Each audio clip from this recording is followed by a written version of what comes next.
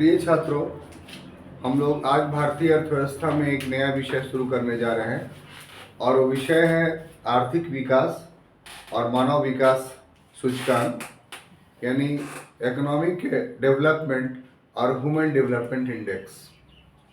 वास्तव में आज की क्लास का जो उद्देश्य है वो ये कि हम लोग उस शब्द पर पहुँचे, यानी मानव विकास सूचकांक पे, कि आखिर उसकी आवश्यकता या अनिवार्यता क्यों पड़ी। उसको पढ़ाने से पूर्व ये बात बता देना ज़रूरी है कि पूर्व के क्लास में हम लोगों ने एक नया शीर्षक का अध्ययन किया था और वो शीर्षक था आर्थिक समृद्धि और आर्थिक विकास, इकोनॉमिक ग्रोथ और इकोनॉमिक डेवलपमेंट। इस क्रम में हम लोगों ने देखा था कि आर्थिक विकास और आर्थिक समृद्धि एक समानार्थक शब्द नहीं है, बल्कि दोनों में एक महान अंतर है। जहाँ तक आर्थिक समृद्धि की बात थी, इसमें हम लोगों ने देखा था कि सिर्फ राष्ट्रीय आय या प्रति व्यक्ति आय का आकलन किया जाता था, यानी विकास को पैसे से नापा जाता था। आर्थिक समृद्धि एक वस्तुनिष्ठ व्याख्या था अर्थव्यवस्था का। लेकिन आर्थिक विकास के क्रम में हम लोगों ने देखा था कि सिर्फ प्रति व्यक्ति आय या राष्ट्रीय आय को नहीं आंकते थे, बल्कि उसके साथ साथ जो सामाजिक विकास था, जो सांस्कृतिक विकास था, उन सभी विकासों को जब आर्थिक समृद्धि में शामिल कर लेते थे तो वही आर्थिक समृद्धि, आर्थिक विकास बन जाता था। और उस क्रम में हम लोगों ने पाया था कि ये विकास का सही सूचक है आर्थिक समृद्धि के स्थान पर आर्थिक विकास। लेकिन वास्तविक बात यह है कि 20वीं शताब्दी के 70 के दशक के बाद ये महसूस किया जाने लगा कि आर्थिक विकास भी विकास को मापने का सही पैमाना नहीं है।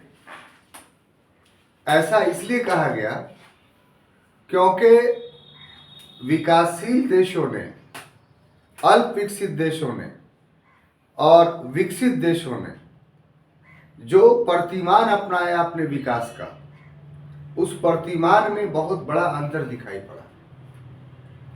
विकसित देशों ने तो विकास कर लिया, लेकिन जो विकासशील देश थे, जो अल्प विकसित देश थे, उनके यहाँ आर्थिक विकास तो हुआ, लेकिन आर्थिक विकास होने के बावजूद भी वो एक विकसित देश नहीं बन पाए। तब अर्थशास्त्रियों का ध्यान इस ओर गया कि आखिर कारण क्या है कि आर्थिक विकास कर करके कोई देश विकसित बन जा रहा है और आर्थिक विकास करके कोई देश विकसित नहीं बन के विकासशील ही बना हुआ है। तब उन लोगों ने एक नई युक्ति सोची कि इसका अर्थ ये हुआ कि विकास का जो मापदंड इकोनॉमिक डेवलपमेंट के रूप में, आर्थिक विकास के रूप में हम लोगों ने निर्धारित किया है, वो पूर्ण नहीं है, उसमें कुछ कमी रह गई। और तब उन लोगों ने एक नया प्रतिमान खोजा कि आर्थिक विकास तभी माना जाएगा जब प्रति व्यक्ति का विकास जो है, हर एक व्यक्ति का विकास जो है वो होगा। और ऐसी परिस्थिति में मानव विकास सूचकांक की संकल्पना सामने आई। तो ये मूलभूत मुद्दा है आज के क्लास का कि आखिर हम लोग मानव विकास सूचकांक तक कैसे पहुंचे। तो उसके लिए छात्रों जो टॉपिक हमने चुना है वो ये कि सबसे पहले ये देखेंगे कि आर्थिक विकास के कारक क्या क्या है। फैक्टर ऑफ इकोनॉमिक डेवलपमेंट कौन सा है। फैक्टर ऑफ इकोनॉमिक डेवलपमेंट, आर्थिक विकास के कारकों को जब हम देखेंगे तो इस बात का हमें एहसास होगा, पता चलेगा कि विकास कहाँ कहाँ होना चाहिए। और उन सभी क्षेत्रों में जब विकास हो जाता है तभी उस विकास को सर्वांगीण विकास कहते हैं। और विकास को उसके कारकों के आधार पर देखने से, उसके फैक्टर्स के आधार पर देखने से, दूसरे शब्दों में ये कह लीजिए कि विकास को सर्वांगीणता पर, होलनेस के आधार पर देखने पर ही वास्तविक विकास हम लोग कर पाएंगे। विकास की सर्वांगीणता का हम लोगों ने अध्ययन नहीं किया। यही वजह है कि आर्थिक विकास अधूरा रहा। तो जब हम मानव विकास सूचकांक का निर्धारण करने जा रहे हैं तो उसके पूर्व में ये जानना हमारे लिए अनिवार्य और आवश्यक है कि आखिर आर्थिक विकास के कारक कौन कौन से हैं, इकोनॉमिक डेवलपमेंट के फैक्टर कौन कौन से हैं। अगर उन फैक्टरों का अध्ययन हम लोग कर लेते हैं तभी हम लोग आर्थिक विकास के सही आधार पर खड़े होने में सफल हो पाएंगे। तो जहां तक आर्थिक विकास के कारक या फैक्टर का प्रश्न है तो इसको 3 उप शीर्षकों में बांटा जा सकता है। एक, हम लोग प्राकृतिक संसाधन के परिवेश में आर्थिक विकास को देखेंगे। दूसरा, आर्थिक कारक के रूप में हम लोग आर्थिक विकास को देखेंगे। और तीसरा, अनार्थिक कारक को आर्थिक विकास के परिवेश में देखेंगे। क्लियर? तो अब देखिए, प्राकृतिक संसाधन को किस ढंग से आर्थिक विकास के कंटेक्स्ट में पढ़ना चाहिए, ये देखना चाहिए। तो ये एक आम धारणा रही है कि जिस देश में अगर प्राकृतिक संसाधन जो नेचुरल रिसोर्सेज हैं किसी देश में, ठीक है, अगर ये प्रचुर हैं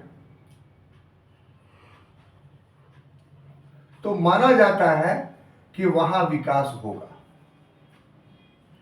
ये विचारधारा 1970 के दशक तक थी कि किसी देश में अगर प्रचुर मात्रा में प्राकृतिक संसाधन है, प्राकृतिक संसाधन का अर्थ क्या हुआ कि उसके पास कृषि युक्त पर्याप्त भूमि हो, सिंचाई के लिए पर्याप्त जल हो, उद्योग के लिए पर्याप्त खनिज हो। ये सारे के सारे चीजें जो सारी की सारी चीजें जो है प्राकृतिक संसाधन के अंतर्गत आते हैं। तो कहा यह गया कि जिन देशों में ये चीज उपलब्ध है तो वो देश ज्यादा विकास करेंगे। अब 70 के दशक तक पहुंचते पहुंचते पाया गया कि बहुत सारे ऐसे देश हैं, जैसे एग्जाम्पल्स के तौर पर लीजिए कि अफगानिस्तान,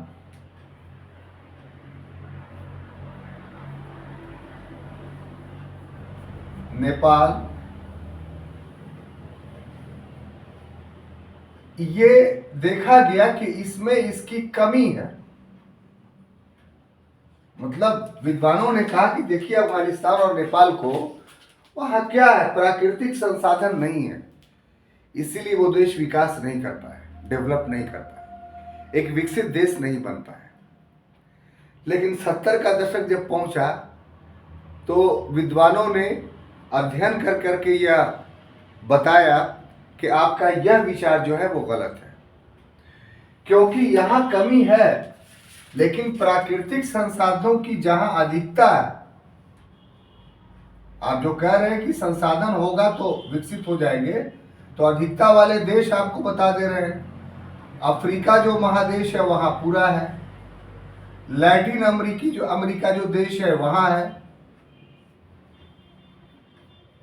ठीक है ना।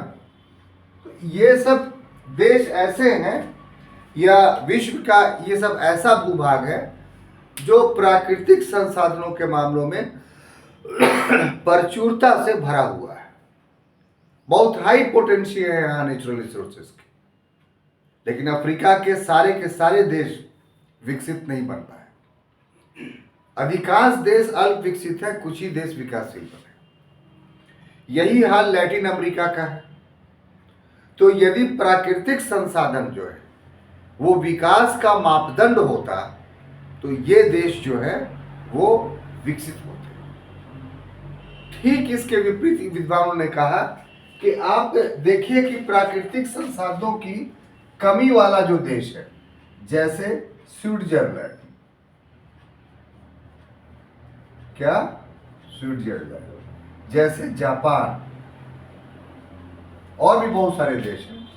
तो ये स्विट्जरलैंड और जापान के एग्जाम्पल्स दिया विद्वानों ने और पाया और कहा कि देखिए इन देशों में तो नेचुरल रिसोर्सेज नहीं है, लेकिन ये देश ऐसे हैं कि अमेरिका और ब्रिटेन की तुलना करते हैं, राष्ट्रीय आय उन देशों से ज्यादा है इन देशों का, जबकि प्राकृतिक संसाधन के मामले में ये जीरो है। वही नहीं, जो इन देशों की भौगोलिक परिस्थिति है, वो भौगोलिक परिस्थिति भी विकास के अनुरूप नहीं। जैसे जापान को देखिए, एक पर्वतीय क्षेत्र है, ज्वालामुखी प्रधान क्षेत्र है, लेकिन इन सभी विपरीत प्राकृतिक बाधाओं के बावजूद भी जापान और स्विट्जरलैंड जो है वो विश्व का एक विकसित देश बनता है। तो इससे ये पता चलता है कि प्राकृतिक संसाधनों की प्रचुरता से ही कोई देश विकसित नहीं बन सकता है। और आज के परिवेश में अगर देखा जाए तो जो वैश्विक स्तर पे जो विकसित देश हैं, तो उन विकसित देशों में प्राकृतिक संसाधनों का उनके विकास में कितना योगदान है। तो अगर विकसित और विकासशील देशों में प्राकृतिक संसाधनों के योगदानों का प्रतिशत अगर पता करते हैं हम लोग, तो पता ये चलता है कि जो विकसित देश हैं जैसे अमेरिका, ब्रिटेन, ये सब उस देश के विकास में यानी विकसित होने में प्राकृतिक संसाधनों का मात्र 3% योगदान है। और जो विकासशील देश हैं वहां प्राकृतिक संसाधनों का योगदान उनके विकास में 33% है। यानी जहां 33% योगदान दे रहे हैं प्राकृतिक संसाधन, वो देश विकसित नहीं बन पाए। क्या बन पाए? विकासशील। और जो देश में प्राकृतिक संसाधन मात्र 3% योगदान दे रहे हैं, वो देश विकसित बन गया। तो देखिए, पढ़ाई का जो ये डेटा का तरीका है, ये आप लोग के लिए न सिर्फ विषयनिष्ठ यानी सब्जेक्टिव के लिए इंपॉर्टेंट है, बल्कि वस्तुनिष्ठ के लिए भी इंपॉर्टेंट है। सिविल सर्विस का जब ऑब्जेक्टिव क्वेश्चंस आपके पास आता है, तो यही सब खंड का ये सब छुपा हुआ चीज वो विकल्प के रूप में आपके सामने प्रश्नों में दे देता है। आप नहीं जानते हैं तो बोलते हैं ये तो भाई होगा नहीं। क्यों नहीं होगा? कि नेचुरल रिसोर्सेज जिसके पास होगा वही धनी देश होगा। एक पूर्व स्थापित धारणा और तथ्य आपके दिमाग में भरा हुआ है।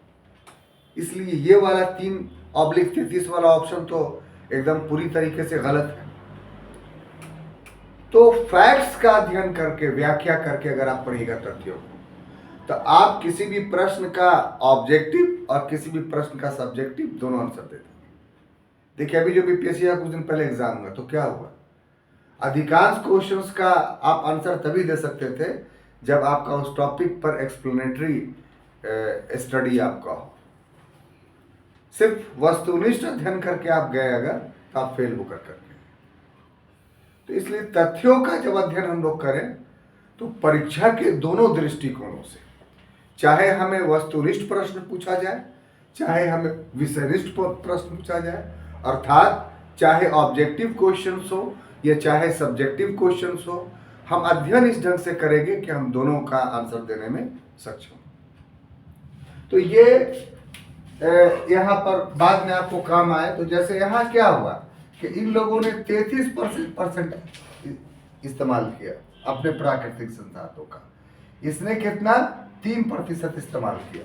जिन्होंने प्राकृतिक संसाधनों का 3% इस्तेमाल किया वो विकसित हो गए, और जिन्होंने प्राकृतिक संसाधनों का 33% इस्तेमाल किया वो विकासशील। क्लियर?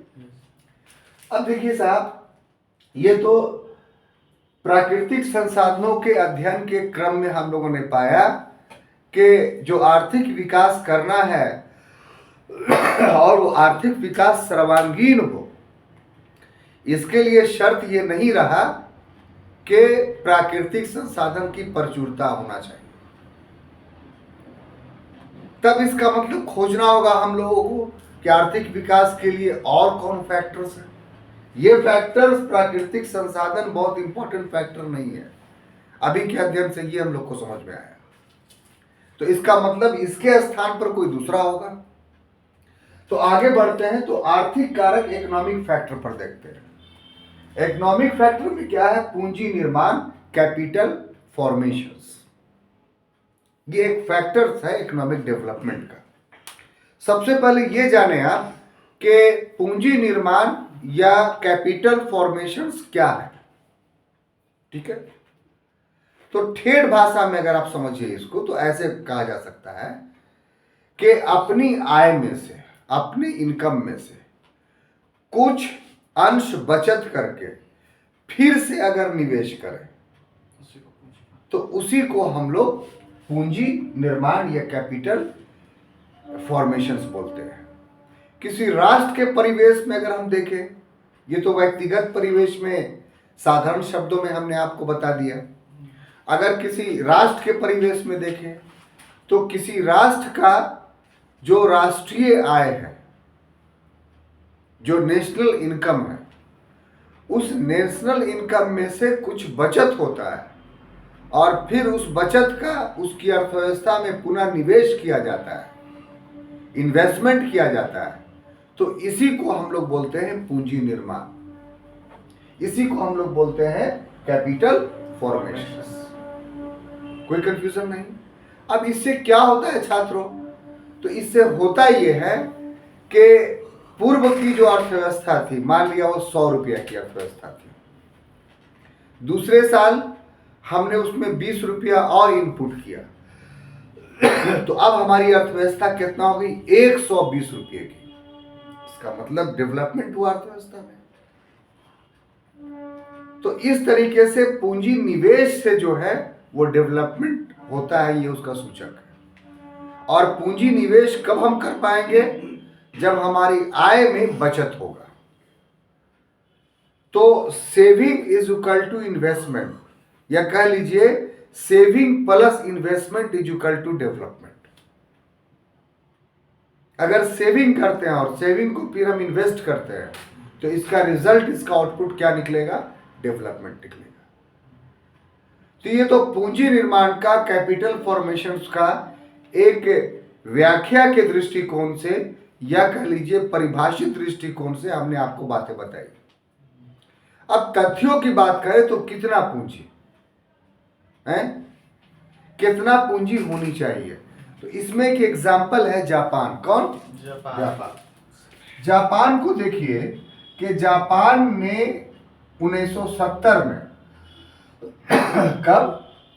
1970 में 33% पूंजी निर्माण किया, 33% कैपिटल फॉर्मेशंस किया।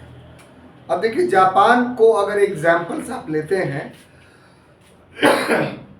तो आपको थोड़ा सा पहले जाना पड़ेगा, 20वीं शताब्दी नहीं बल्कि 19वीं शताब्दी।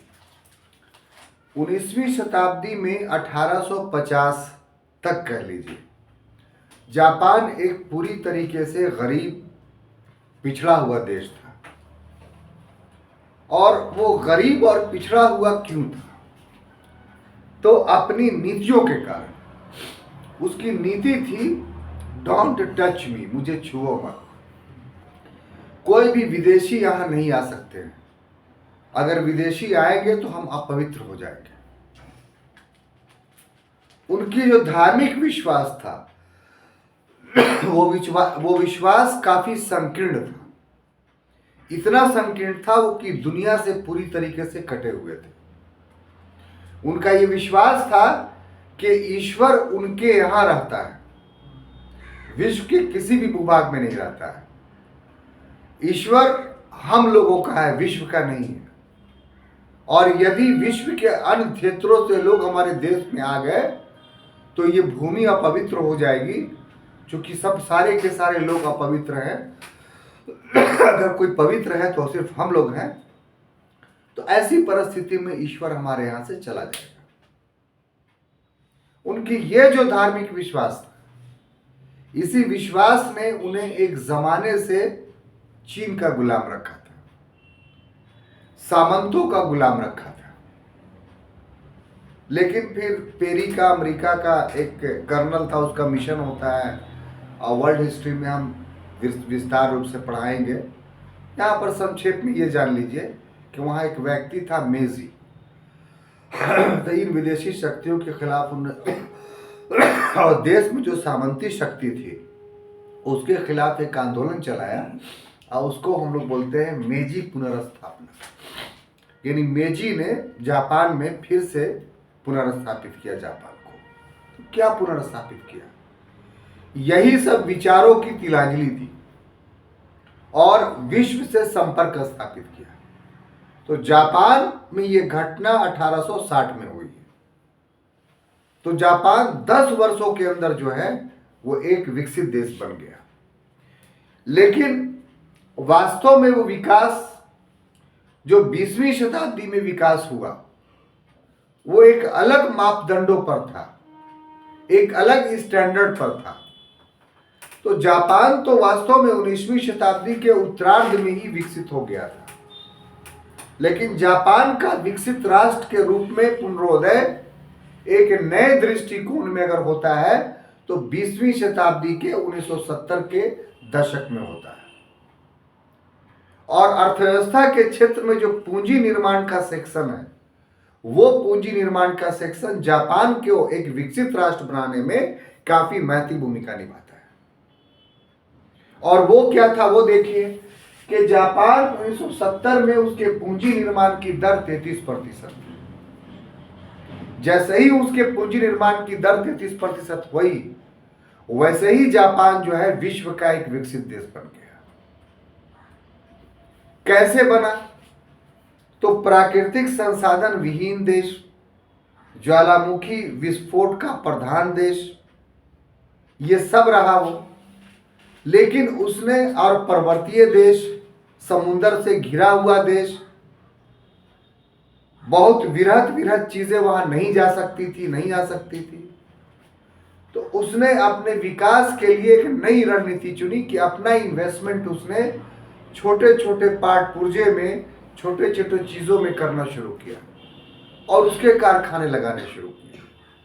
एजुकेशन पे बहुत ज्यादा ध्यान दिया, शिक्षा पे। भ्रष्टाचार को पनपने नहीं दिया आपने। जो सरकारी नियम कानून थे उस नियम कानून को विकासोन्मुख बनाया। बहुत सारे देश ऐसे हैं कि नियम ही कानून ऐसा है कि विकास हो ही नहीं सकता है। तो सारी चीजों को उसने विकास के अनुरूप कर दिया। परिणाम हुआ कि 33% का जो फॉर्मेशन हुआ उसके यहाँ पूंजी का, उसके वजह से वो डेवलप कर गया। आधुनिक युग के सभी प्रतिमान उसने अपने देश में अपना लिया। अब देखिए अपने देश की जहां तक बात है तो अपने देश में इस समय, यानी भारत में कर लीजिए, तो इस समय जो 70 में जो पूंजी निर्माण की दर थी वो 15% थी। कितना? 15%। जबकि होना कितना चाहिए? अगर किसी को विकास करना है, बहुत गौर से इसको देखिएगा डेटा के साथ। यहाँ पर थोड़ा इसको हम इलोबरेट कर दे रहे हैं। यहाँ पर अनिवार्य है पूंजी निवेश कि कोई देश विकसित बन जाए, ठीक है ना, वो अनिवार्य है 25%। गौर से समझिएगा। अगर किसी देश के पास पूंजी का निर्माण 25% होता है तो वो देश एकदम विकसित हो जाएगा। हमारे यहाँ 70 के दशक में पूंजी निर्माण 15% था, तो विकसित नहीं बने, कोई बात नहीं। अब आइए छात्रों कि वर्तमान समय में पूंजी निर्माण की दर भारत में कितनी है? तो वर्तमान समय में हमारे यहाँ पूंजी निर्माण की दर, यानी यहाँ पर कह देते हैं वर्तमान, क्या वर्तमान कितना है? तो 35%, 35% है। तो जब 35% है तब तो हमारे देश को जापान, अमेरिका, ब्रिटेन बन जाना चाहिए था। नहीं बना तो नोट ऑफ इंट्रोगेशन क्यों लग गया?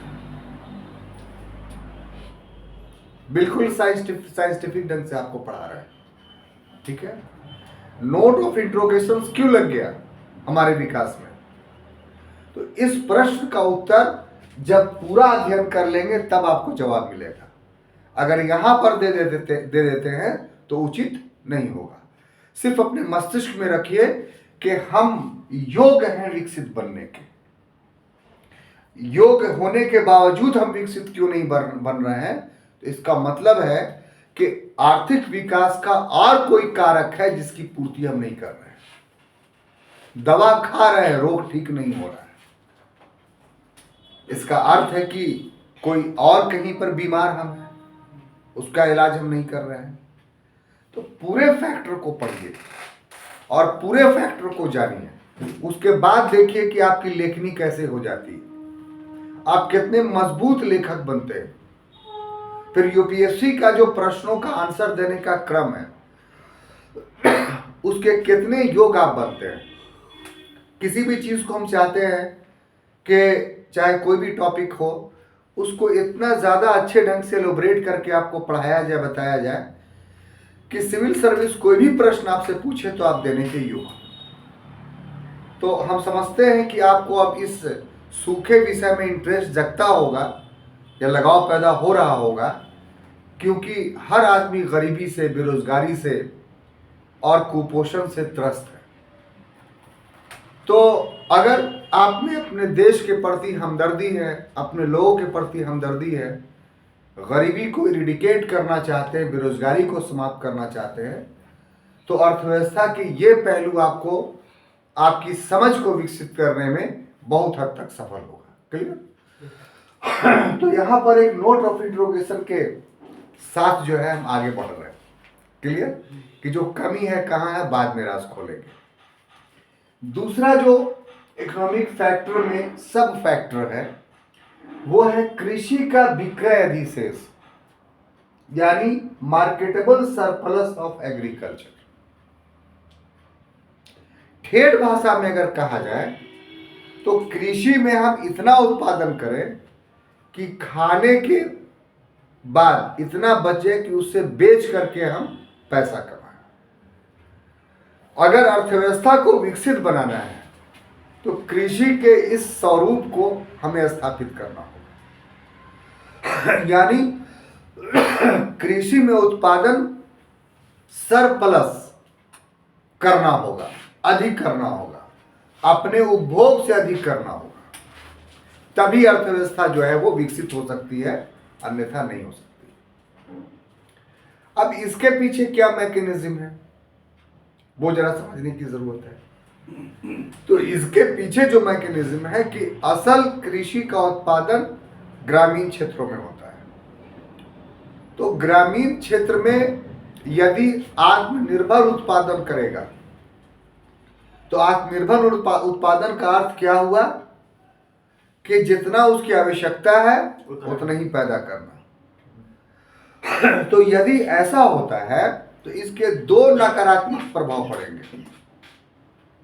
पहला ये कि उस कृषक के पास धन संचित नहीं होगा, तो वो बदले हुए परिवेश में कृषि का विकास नहीं कर पाएगा। और दूसरा कि शहर का विकास रुक जाएगा, क्योंकि शहर में कृषि कार्य नहीं होता है। शहर मुख्य रूप से व्यावसायिक, औद्योगिक, व्यापारिक कार्यों में लगा होता है, और यहाँ शिक्षा का, स्वास्थ्य का, यातायात का भी साधन उपलब्ध होते हैं। इसलिए अधिकांश जनसंख्या जो है वो ग्रामीण क्षेत्रों में जो अन्न उपज रहा है उस पर निर्भर रहते हैं। तो अगर अधिशेष का उत्पादन ग्रामों में नहीं होगा तो शहर विकसित ही नहीं बन पाएगा। तो इसलिए ग्रामीण क्षेत्रों में अधिशेष का उत्पादन होना अनिवार्य है। किसके लिए? अर्थव्यवस्था के को विकसित बनाने के लिए। एग्रीकल्चर से जुड़े हुए विकास के इस मापदंड का एक रूप है। कृषि से जुड़ा हुआ एक दूसरा रूप भी है कि अधिशेष का उत्पादन तो हो रहा है, लेकिन उत्पादित माल पर लाभ उत्पादन करने वाले को मिल रहा है कि नहीं। अगर उत्पादन करने वाले को नहीं मिल रहा है तो वहां की कृषि पिछड़ जाएगी। कहां से कर पाएगी? पिछड़ने का क्या अर्थ है? तीसरा पायदान पर आ पाएंगे। तो पिछड़ने का अर्थ यह है कि कृषि के विकास में जो आधुनिक तकनीक का इस्तेमाल है वो ये कृषक नहीं कर पाएंगे। नतीजा के तौर पर कृषि को जितना अर्थव्यवस्था को विकास करने के लिए धक्का देना चाहिए था उतना धक्का कृषि नहीं दे पाएगा।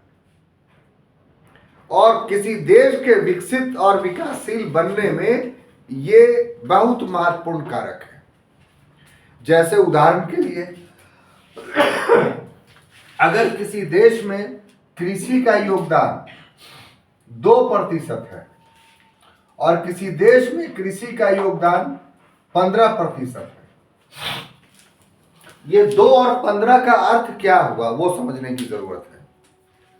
2% का मतलब कुल राष्ट्रीय आय में, 15% का मतलब कुल राष्ट्रीय आय में।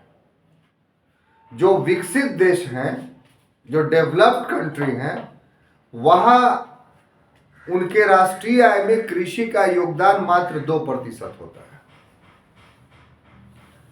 जो विकासशील देश हैं वहां राष्ट्रीय आय में कृषि का योगदान 15% होता है। थोड़ा संतुलित होकर समझिए इसको, नहीं तो उल्टा समझ जाइएगा। इसका मतलब क्या हुआ? इसका मतलब ये हुआ कि जिन देशों में कृषि का योगदान राष्ट्रीय आय में 2% है, इसका मतलब हुआ कि वहां राष्ट्रीय आय में दूसरे क्षेत्र का योगदान अधिक है। जैसे सेवा क्षेत्र का योगदान 70% वहां है, उद्योग क्षेत्र का योगदान वहां 27% है, 28%। तो ये बात उभर के सामने आई कि जिन देशों में सेवा क्षेत्र का योगदान सर्वाधिक होगा वही विकसित होगा। तो सेवा क्षेत्र का योगदान अधिक होने का मतलब क्या है कि नीचे वाला जो क्षेत्र है उद्योग और कृषि का, यानी प्राथमिक और द्वितीयक, ये क्षेत्र मात्रा के अनुसार से बहुत उत्पादन कर रहा है, लेकिन उस देश के मूल्य के अनुसार से कम। वहां जो कृषि का उत्पादन हो रहा है वो उत्पादन मात्रा के हिसाब से, क्वांटिटी के हिसाब से तो बहुत है अन्य देशों की तुलना में, लेकिन उस देश के राष्ट्रीय आय के तुलना में मूल्य के अनुसार कम है। तो मात्रा अधिक है तो वो उस अनाज को दूसरे देशों में बेच देता है। तो दूसरे देशों में जैसे ही बेचता है उस अनाज को, वो कौन सी गतिविधि हो जाएगी? सेकेंडरी हो जाएगी, प्राइमरी तो नहीं रहेगी नहीं। तो उससे आय हो रहा है उस देश को। बात को समझिए। तो इस ढंग से किसी देश की अर्थव्यवस्था में कृषि का योगदान जितना कम होता जाएगा वो उसका विकास का सूचक है, और किसी देश की अर्थव्यवस्था में कृषि का योगदान जितना अधिक रहेगा वो उसके अल्प विकास या विकासशील होने का सूचक है। हमारा देश जिस समय स्वतंत्र हुआ था तो उस समय इसकी लगभग 70% जनसंख्या कृषि कार्य में लगी हुई और राष्ट्रीय आय में इसका लगभग 45% योगदान था। ये डेटा पूरी तरीके से एक पिछड़ी अर्थव्यवस्था को इंगित कर रहा है। वर्तमान समय में अगर हम देखें तो हमारे देश की अभी भी 52%, 53% जनसंख्या कृषि कार्य में लगी हुई है और राष्ट्रीय आय में इसका योगदान 15% है। इसका अर्थ ये हुआ कि आज़ादी के समय हम अल्प विकसित थे, अभी विकासशील है, और आने वाले समय में जब ये इसका योगदान घटेगा तभी हम विकसित होंगे। अब देखिए, यहाँ पर हम लोग एक ऐसे बहुत बड़े रुकावट पर पड़ा हुआ है हमारा अर्थव्यवस्था, कि इस रुकावट को जब तक नहीं क्लियर किया जाएगा तब तक भारत देश के लिए विकसित होने का जो आशा है वो मात्र एक परिकल्पना बन के रह जाएगा, मात्र एक दीवा स्वप्न बनकर रह जाएगा। रुकावट क्या है? हमारे देश में कृषि के क्षेत्र में। सबसे प्रमुख रुकावट यह है कि जो कृषि उत्पाद है उसका उचित मूल्य ही कृषकों को नहीं मिल पाता है। अब जब तक कृषकों को उचित मूल्य नहीं मिलेगा तब तक उसके पास पूंजी निर्माण नहीं होगा, और जब पूंजी निर्माण नहीं होगा तो फिर उसमें इन्वेस्टमेंट नहीं कर पाए, जब इन्वेस्टमेंट नहीं कर नवीन तकनीकों का विकास नहीं हो पाएगा। तो हमारी कृषि अल्प विकास के दुष्चक्र में पड़ी हुई है। उद्योग में हम विकास कर रहे हैं, लेकिन उस अनुपात में कृषि के क्षेत्र में औद्योगिक परिक्रम हम नहीं लगा पा रहे। कृषि को एक उद्योग का दर्जा आज तक देने में हम लोग असफल रहे हैं। अब तीसरा क्या है कि विदेशी व्यापार की शर्त है। अगर आपको विकसित बनना है तो विदेशी व्यापार भी आपका अच्छा खासा होना चाहिए, लेकिन इसमें देखिए दो मापदंड हैं। एक कि विदेशी व्यापार में प्राथमिक वस्तुओं की बहुलता है, दूसरा कि विदेशी व्यापार में द्वितीयक और तृतीयक वस्तुओं की बहुलता है। प्राथमिक वस्तुओं की बहुलता का मतलब क्या हुआ कि कृषि उत्पाद और उत्खनन से निकाले गए खनिज। तो अगर अंतर्राष्ट्रीय व्यापार को आप देखिए तो प्राथमिक उत्पाद का अगर आप व्यापार करते हैं तो इसका मूल्य बहुत कम है, इससे बहुत ज्यादा विदेशी मुद्रा आपको नहीं मिलने जा रही है।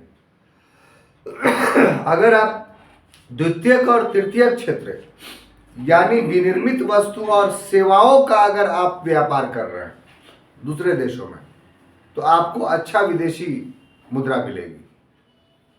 अब भारत को इस कॉन्टेक्स्ट में देखिए तो भारत 70 तक तो विदेशी व्यापार में बहुत ज्यादा भागीदारी थी ही नहीं। 70 के बाद जो बढ़ा भी तो प्राथमिक क्षेत्रों का बढ़ा, इसलिए बहुत ज्यादा आय हम लोगों को नहीं हुई। तो आवश्यकता किस बात की है कि विनिर्मित वस्तुओं का जो है वो व्यापार किया जाए। तो उसमें कुछ वृद्धि हुई है, वो विदेशी व्यापार का टॉपिक जब हम लोग पढ़ेंगे तो उसमें आपको इस सेक्शंस को ज्यादा एलोबरेट कर पाएंगे। क्लियर? यहाँ कहा जाए कि अभी भी हमारे देश का जो विदेशी व्यापार है वो संतोषजनक नहीं है, विकसित देश के प्रतिमानों के आधार पर नहीं। क्लियर? अब देखिए छात्रों, अनार्थिक कारण ये काफी इंपॉर्टेंट है। जो इधर कमियां रह गई हैं वो आप देखेंगे गौर से तो पाएंगे कि इन अनार्थिक कारकों की वजह से कोई देश विकसित नहीं बन पाता है। जब तक इन नॉन इकोनॉमिक कॉजेज या फैक्टर वो कोई देश समाप्त नहीं करता है तब तक कोई देश विकसित नहीं बन सकता है। तो सबसे पहले क्या? तो मानव संसाधन, ह्यूमन रिसोर्सेस। 90 के दशक तक मनुष्य को संसाधन नहीं माना जाता था, लेकिन 90 के दशक में मनुष्य को भी एक संसाधन माना जाता। 80-90 के दशक मतलब कि ये भी उत्पादन करता है। तो वो कैसे? तो उसके लिए दो शब्द आप लीजिए, कुशल, क्या चीज? कुशल और अकुशल, यानी स्किल और अनस्किल्ड। तो स्किल्ड या अनस्किल्ड का मतलब क्या है कि ऐसा जनसंख्या जो काम करने योग्य हो। काम करने योग्य का अर्थ क्या हुआ कि वहां के परिस्थिति के अनुरूप वो काम करने की तकनीक को जानता हो। तो अगर आपकी जनसंख्या स्किल्ड है, कुशल है, तभी आप विकसित बन सकते हैं। अपने देश को आप देख लीजिए और चीन को आप देख लीजिए। तो चीन क्यों विकसित बन गया? इसलिए बन गया कि उसने अपने अधिकांश जनसंख्या को स्किल्ड बना दिया। गांव में जो जनसंख्या रह रही है उसे भी, और उसको उस अनुरूप में स्किल्ड बनाया, कुशल बनाया जिसकी वहां आवश्यकता थी। अब अपने देश में अगर देखें तो जो लोग अशिक्षित हैं, आंकड़ों के मुताबिक तो 15% अशिक्षित हैं, लेकिन शिक्षित होने का जो मापदंड सरकार ने निर्धारित किया है, वो आप मापदंड जानते हैं क्या है? कि 7 वर्ष के बाद का कोई भी व्यक्ति यदि कोई एक भाषा को लिखना और समझना जानता है तो उसको हम शिक्षित मानेंगे। ये ऑब्जेक्टिव क्वेश्चन आएगा सर कि शिक्षित का क्या अर्थ है, इसलिए इसको आज दिमाग में बैठा लीजिए कि 7 वर्ष के बाद भारत में कोई भी व्यक्ति यदि एक भाषा लिखना पढ़ना जानता तो वो शिक्षित है। शिक्षित का ये मापदंड नहीं है सर कि वो मैट्रिक पास है या 7वां पास है या ग्रेजुएट है। 7 वर्ष का हो, 7 वर्ष का हो और कोई एक भाषा का ज्ञाता हो। जो जनगणना होगा उसमें इस ढंग से शिक्षित का प्रतिशत था। इसका मतलब जिसको हम शिक्षित समझ रहे हैं, स्किल्ड वाला, वो ये नहीं है। प्लस दूसरा कि अधिकांश हमारे यहां शिक्षित जो लोग हैं, जिसको हम लोग समझ रहे हैं कि पढ़ा लिखा माने जिसके पास डिग्री है, तो वो अधिकांश लोग गैर तकनीकी डिग्री लिए हुए हैं। आईए बीए एमए करके, आईए बीए एमए से कोई कार्य करने की क्षमता उसमें विकसित नहीं हो जाती है। तो जो 85% हमारी जनसंख्या साक्षर है, वो अर्थव्यवस्था के दृष्टिकोण से साक्षर नहीं है। अर्थव्यवस्था के दृष्टिकोण से साक्षरता का अर्थ यह है कि वो जनसंख्या कुशल हो, काम करने योग्य। और कुशल और काम करने योग्य का मतलब क्या हुआ?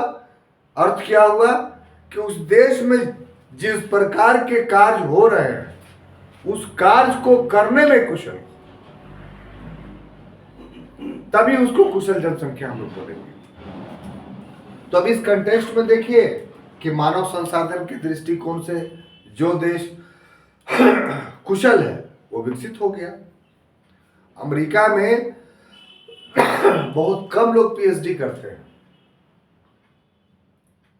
अधिकांश लोग मैट्रिकुलेशन के बाद ही जो वहां के रोजगार हैं उसके अनुरूप ट्रेनिंग कर करके अपने काम में लग जाते हैं, तब अमेरिका विकसित है। हमारे यहाँ एक सोशल स्टेटस कि हम आईए बीए एमए पास ही हो, पीएचडी किए हुए हैं हम, तो ये सब जो सोशल स्टेटस वाली बातें हैं वो देश में कुशलता को कम कर रहा है, कुशलता को बढ़ा नहीं रहा है। तो इस ढंग से एक टॉपिक। दूसरा, राजनीतिक स्वतंत्रता, पॉलिटिकल फ्रीडम। पॉलिटिकल फ्रीडम दो अर्थों में, एक अर्थ में नहीं है। एक अर्थ है कि देश राजनीतिक रूप से आजाद हो, और दूसरा है कि देश के अंदर रहने वाले लोग राजनीतिक रूप से आजाद हो।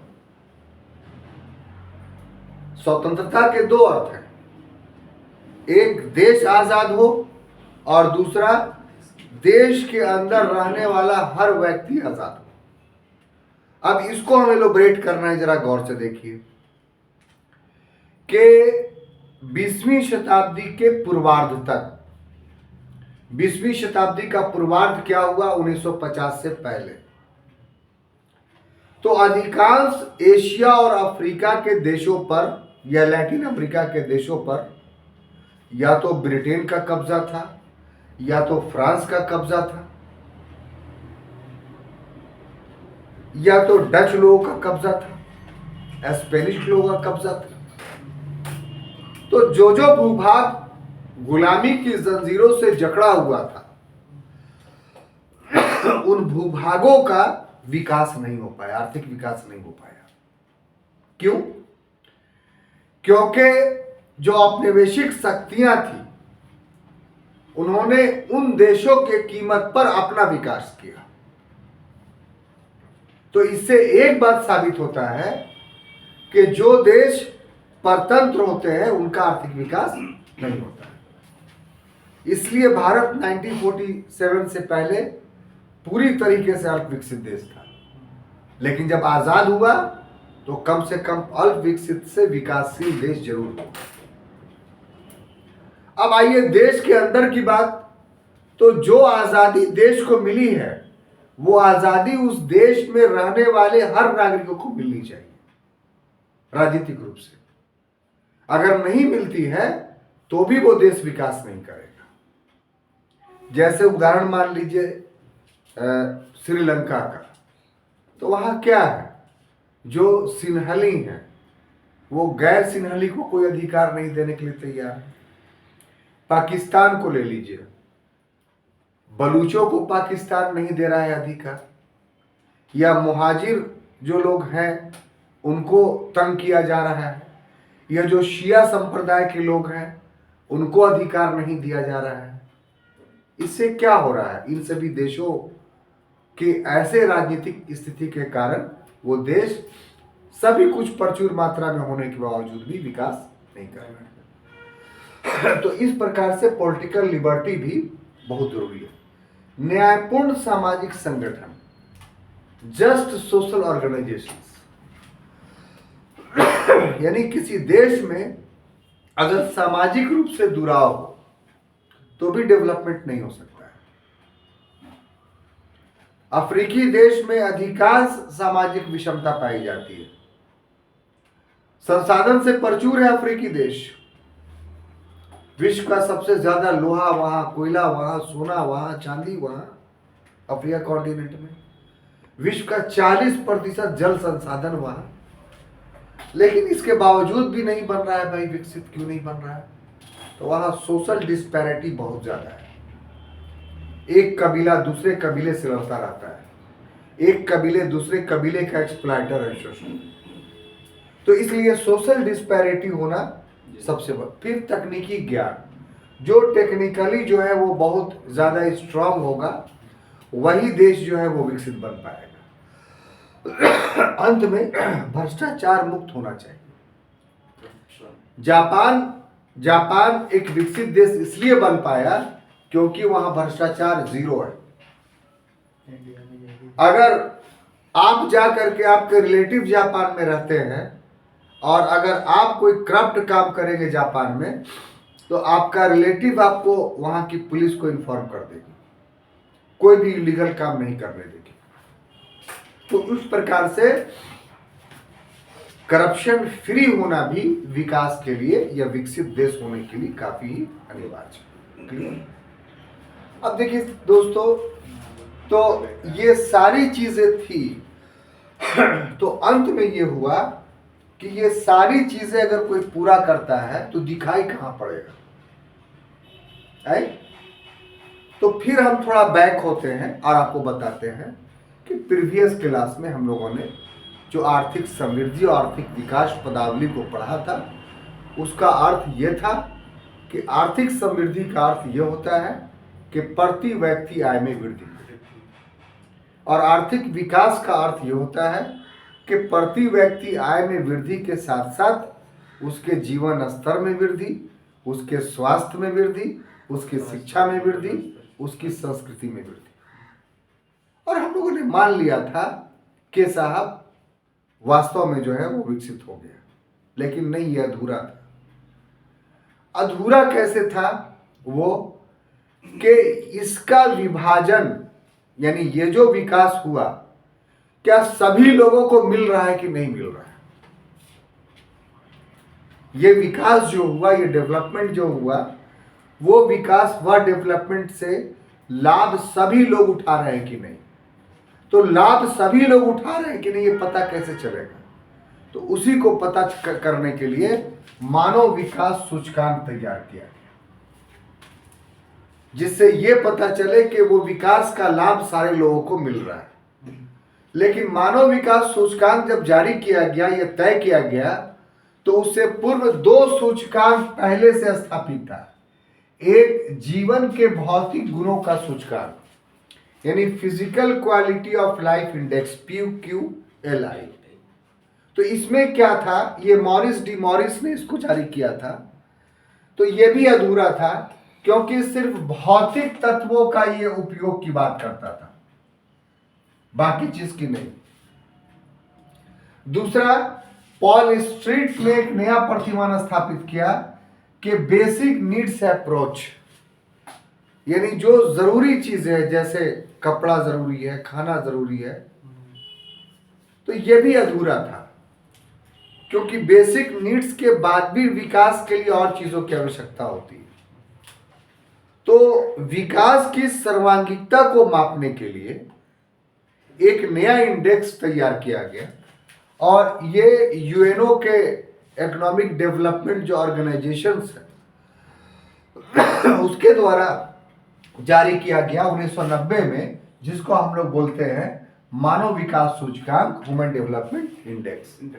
इसके जारी करने वाले या तैयार करने वाले एक पाकिस्तान के अर्थशास्त्री हैं महमूबुल हक, दूसरा है भारत के SK सेन और सिंगर हंस।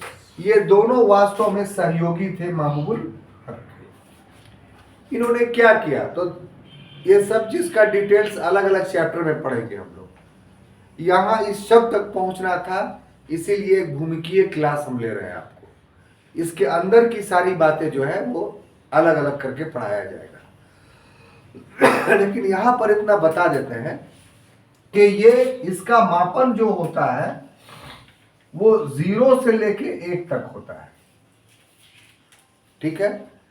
यानी कोई 0 है, इसका मतलब है कि वहां का ह्यूमन डेवलपमेंट इंडेक्स ठीक नहीं है, वो एकदम अल्प विकसित देश है। बीच में है तो इसका मतलब कि विकासशील है, और अगर 1 की तरफ बढ़ रहा है तो इसका मतलब है कि वो विकसित है। और इसमें 3 चीजों का मापन किया जाता है। कितनी चीजों का? 3 चीजों का। आयु का, प्लस स्वास्थ्य का, प्लस उपभोग का, यानी कितना चीजों का उपभोग कर रहे हैं। ये तीनों चीजों का एक मापने का तरीका है और ये भी अधूरा है। ह्यूमन डेवलपमेंट इंडेक्स भी अधूरा है। वर्तमान समय में इसके साथ 3 चीज और नापा जाता है। अगर वो भी ठीक हो तब कहा जाता है कि वो देश ठीक है। और वो 3 चीज क्या है? तो असमानता समायोजित सूचकांक। असमानता समायोजित सूचकांक का मतलब ये हुआ कि जो ह्यूमन डेवलपमेंट इंडेक्स है वो सभी को समान रूप से उपलब्ध है कि नहीं। ऐसा तो नहीं कि उस देश की जनसंख्या के 20% को उपलब्ध हो। तो सोशल डिस्पैरिटी इसके अंतर्गत देखा जाता है। फिर लिंग असमानता सूचकांक, इसमें स्त्री पुरुष के बीच असमानता को देखा जाता है। अगर किसी देश में पुरुष ज्यादा तरक्की कर रहे हैं, स्त्रियों को कोई अधिकार नहीं है, तो वो भी ह्यूमन डेवलपमेंट इंडेक्स में ऊपर नहीं होगा। इसके अलावा बहुआयामी निर्धनता सूचकांक, ये जो है वो वास्तविक रूप से मानव विकास सूचकांक का सूचक है। यानी हर एतबार से कोई देश अगर विकसित है तभी उसको मानव विकास सूचकांक में सर्वश्रेष्ठ स्थान देगा।